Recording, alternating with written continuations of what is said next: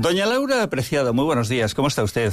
Muy buenos días. Menos mal que nuestros invitados de esta semana no se dedicaron a escribir novela, porque no sé si tú lo sabes, porque eres una lectora empedernida. Si en este país quieres editar una novela con una de las grandes editoriales, te exigen en torno a 250.000 palabras. ¿Cuántos libros como este tendrías que traerme para 250.000 palabras? Multiplicamos casi por 1000, voy a decir. Multiplicamos el libro por 1000 y llegamos a eso. Nos vamos a 1901. ¿Qué pasó ese año? Bueno, 1901, fíjate. Ayer mismo.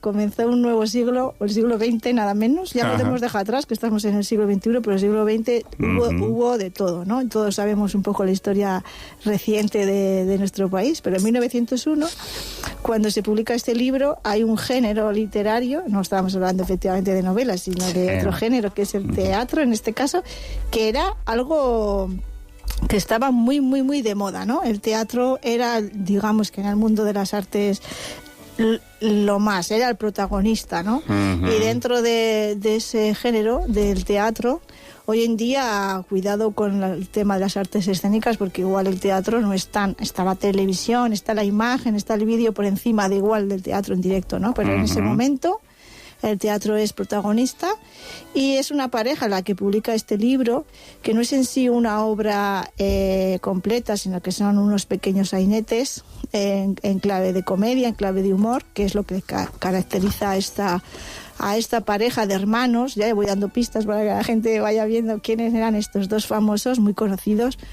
los hermanos Álvarez Quintero. Palabras mayores. Palabras mayores en ese momento, ¿verdad? Eso es. Eran los grandes autores, dramaturgos de teatro de comedia. Fíjate, hay quien dice que cuando el mundo apostaba por la ópera, nosotros lo hacíamos por la zarzuela. Eso es. Y cuando el mundo apostaba por el teatro de humor en otros países, nosotros apostamos por el sainete, es decir, que generamos o que creamos géneros propios. Géneros propios. ¿Tú crees que fue verdad?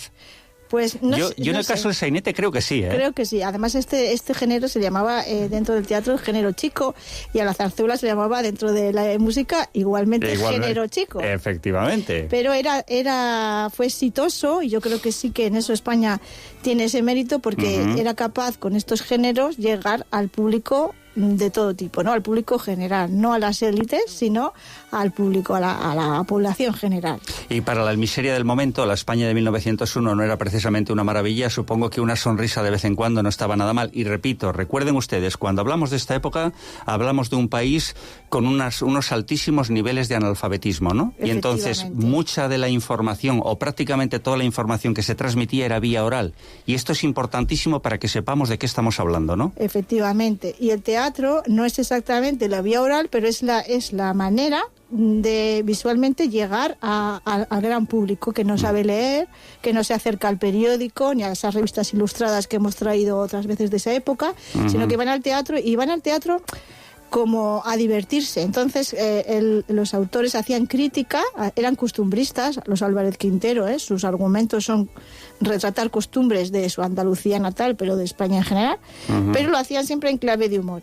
Pero no falta crítica, efectivamente, ¿no? A veces hay un humor mordaz, ¿no? Como es el caso de estos sainetes, el que va a criticar el mundo del teatro. Se critican un poco a sí mismos, vamos a decir, hacen autocrítica de lo que sucede en los estrenos, de lo que espera la gente de los autores, de cómo es el público, ¿no? Estamos diciendo que el público general o la población general era en un porcentaje muy alto analfabeta, pero también tenemos que decir que era maleducada, ¿no? Que a lo mejor llegaba ahí al teatro, esto lo critican los autores en estas fruslerías, pues que llegaban allá, hacían ruido, aplauden cuando no tienen que aplaudir, dan golpes con el bastón, etc. Hacen esas críticas del mundo de la gente popular. Somos latinos españoles. Claro, ¿no? ¿Cuándo aplaudimos? Cuando nos da la gana. Claro, y hay una cosa muy molesta para cualquiera que hace teatro, y esto es una regla de educación que se tendría que aplicar también en otras, pero si tú entras al cine tarde,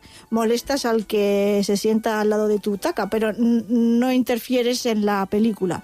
Pero sin embargo, si tú entras tarde en el teatro, hay que ser muy riguroso, porque puedes distraer al actor, ¿no? Bueno, está en directo. Te pongo un ejemplo. Hace 2 años, José Sacristán en una de sus obras de teatro, interrumpió en un momento concreto su actuación para decirle a alguien del público, por favor, atienda o apague el teléfono móvil. Teléfono móvil. Y claro, eso es un actor que tiene ya muchísimas tablas, otro a lo mejor seguiría con su actuación, pero él, dada la experiencia que acumulaba, le dijo, señora, apague por favor el teléfono, o señor, no sé a quién fue, ¿no? Sí.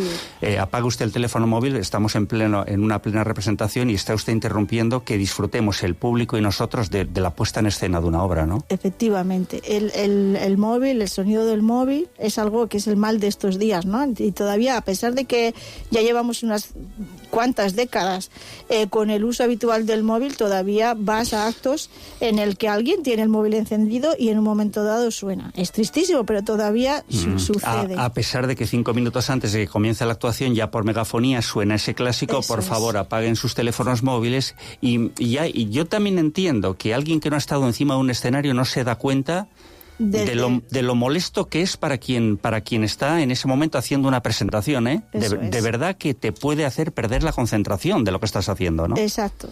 Cuando se hace una presentación de un libro, se representa una obra de teatro, efectivamente pierdes la concentración hasta el punto de que no te distrae tanto que pierdes el hilo, y puede pasar, y luego cuesta continuar. Y en cualquier caso también se produce siempre un impasse desagradable, ¿no?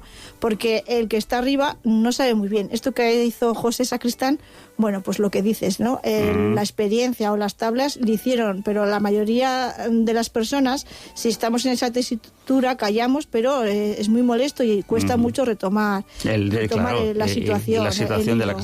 Eso es. De todas formas, si hablamos de Álvarez Quintero, todas sus obras eran sinónimo de éxito. Claro, ellos tienen más de 200 obras de teatro que escribían a la limón, los dos juntos. ¿Cuántas, perdón? Más de 200 obras de teatro. Te había oído bien. Sí, que llevaban y que estrenaban continuamente y que representaban por toda España. Ellos se movían mucho y claro, estamos hablando que son muchas porque estrenaban prácticamente todo lo que escribían. Esto es un privilegio que no todos los autores tienen, no todos los dramaturgos puedes escribir, José Ángel, muchas obras, pero si no tienes éxito no estrenas y por supuesto no sigue adelante, ¿no? Entonces estos tuvieron un gran éxito de público, estrenaban prácticamente todo, publicaban, y este librito lo titularon Fruslerías. Lo que recoge son pues 5 pequeños sainetes que hacen, como he dicho, autocrítica o crítica del mundo del teatro, y que tenían una divulgación, pues mucho menor que esas grandes obras de teatro que ellos tuvieron y que también publicaron. Fíjate, pero a ellos no les interesaba publicar, a ellos les interesaba estrenar. Fíjate, en 1901 nació también uno de los grandes, Javier Poncela, que nace ese año, que era otro que también hiciese lo que hiciese, ¿eh? Sí, sí. Porque hemos tenido grandes autores vinculados con el mundo de la sonrisa, Miguel Miura. Es decir, grande, hemos tenido grandes entre los grandes en el mundo del teatro. Y yo siempre digo que el teatro, la sonrisa es una de las mejores formas de expresar la crítica. Y yo lo llevo, quizá por mi profesión, lo llevo al mundo del periodismo, ¿no? Yo cuando cada día leo un periódico, probablemente los mejores editoriales, ¿cuáles son? Las viñetas cómicas. Las viñetas cómicas. Es decir, porque concentran la información. Y porque posiblemente el autor de una viñeta cómica se permite a sí mismo lo que un editorialista a lo mejor se muerde un poco la lengua. Claro. Y el viñetista, como dice, como lo he dicho en clave de humor... Sí, tiene un poco más manga ancha. Tiene más manga ancha, ¿no? Pero yo creo que ahora mismo los grandes editorialistas españoles, ahora mismo en la prensa, son sin duda alguna los que hacen humor gráfico, ¿no? Y por eso viene a colación lo que tú estabas diciendo. En el fondo se repite una tradición que ya venía del siglo pasado. La crítica social, haciéndonos reír, y muchas veces lo que te estaba haciendo el señor que estaba encima del escenario es reírse de ti, espectador. Efectivamente. Y decirte, no, si me estoy riendo de usted. Sí, en este caso es así. Si representáramos estos pequeños sainetes, pues se van a reír, ¿no?, de ese espectador, pues que también hacen crítica de una figura que hoy en día no existe, pero que existía en ese momento en el teatro, que es la clac, ¿no?, o la claque, que eran esas personas, ese grupo de personas que aplaudían a cambio de dinero.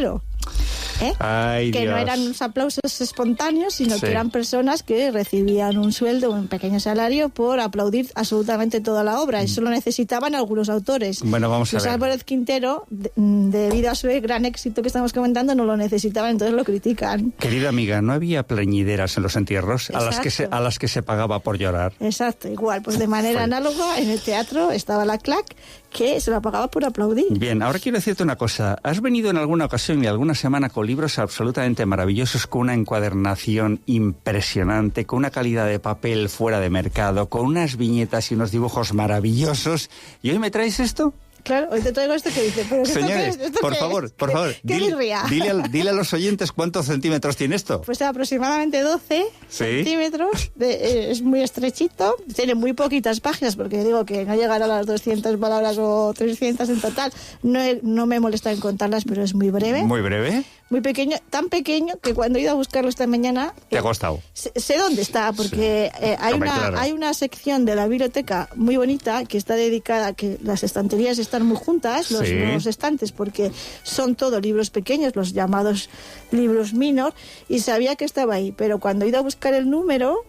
Pues, ¿qué ocurre? Pues que no estaba. Digo, y entonces me asusta, me ha pegado un poco un vuelco el corazón. Digo, Dijiste, ¿cómo que no está? ¿dónde está el 10.757, no? Sí, ¿qué ocurre? Pues estaba el anterior, estaba el posterior y no estaba. ¿Por qué? Porque es tan pequeño que en algún momento hemos movido otro y se había colado detrás del estante, estaba detrás de los libros. Entonces he tenido que sacar unos cuantos para recuperarlo y ponerlo en su sitio. Bueno, en este caso sacarlo de su sitio. Bueno, la esencia en frasco pequeño. Eso es. Y yo creo que esto forma parte de la esencia. Yo he leído cosas de no esto exactamente, ¿no? Pero he leído cosas de los hermanos Quintero y he leído cosas de estos hermanos, de los Álvarez, he leído cosas de Enrique Jardín Ponce, he leído cosas de Miura.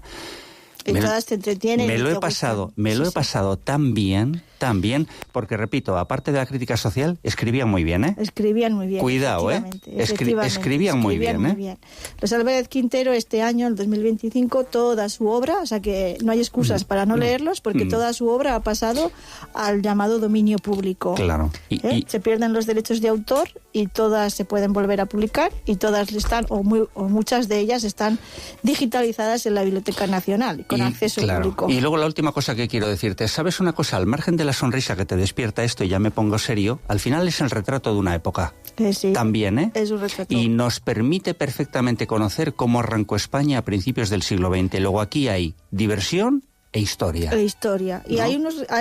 Aunque el libro es muy feucho, podemos decir, bueno, ¿no? Es muy pequeño. No hay libro feo, Laura. Tiene una encuadernación rústica, pero es verdad que tiene dentro unas, no muchas, pero unas cuantas imágenes, unos cuantos ilustraciones, dibujos, que son de gran calidad, ¿no? Que son también de un ilustrador de la época, Santana Bonilla, y merece la pena. Pues este es un libro maravilloso. En Miranda no, porque no tenemos trayectos cortos, pero esto es una persona que tiene que hacer un trayecto en metro, en tren, entre estaciones, porque su trabajo cada día, o una persona que vaya a Vitoria, este es el libro perfecto para el viaje. Para un viaje.